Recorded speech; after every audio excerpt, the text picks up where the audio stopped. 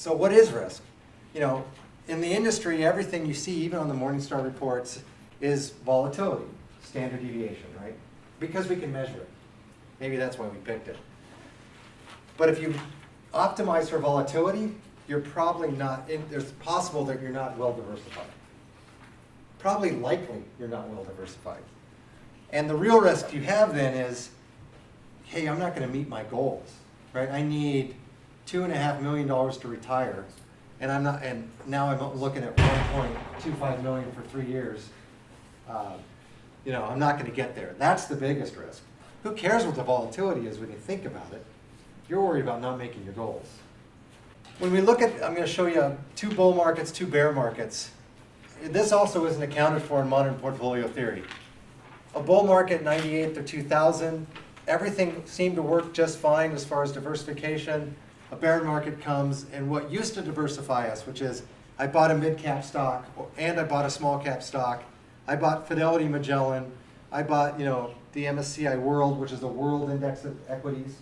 You know, that stuff used to diversify the portfolio. At least that's what you thought going into it. Well, when the bear market came, none of that stuff helped you, right? You would hope you'd see some of these above, right? If it's really a diversifier, they'd be adding, someone would be adding value instead of all being in the negative. Does that make sense?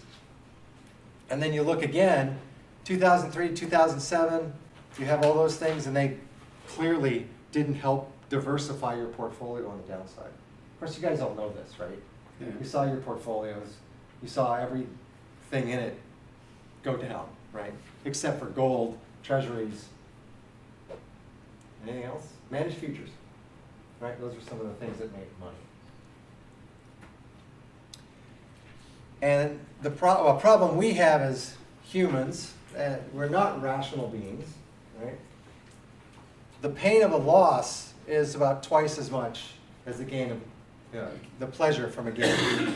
They've done a number of studies, and when people have had, you know, okay, you can lose this much, gain this much, or lose a little, gain not so much. The ratio comes out to pain is twice as bad, right? I want to avoid it as much as possible. They'll pick things that are irrational just to avoid a loss, right? Well, you know, you play flipping a coin game enough, right? You know, and the odds might be in your favor, but hey, I don't want to lose any money, so forget about that game. Give me a new one.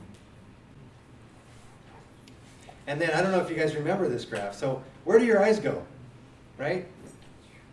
There, right? Everyone instantly kind of says, look at that. Now, do you guys recognize the portfolio? I don't know if you remember this. It's Professor Howard's portfolio, right? So your eyes go there, not there. You're not looking at the end because that's really scary. I don't like the big loss. Well, at the end of the day, you're worth a lot more money, but you know, just the way we're built. So the problem is this.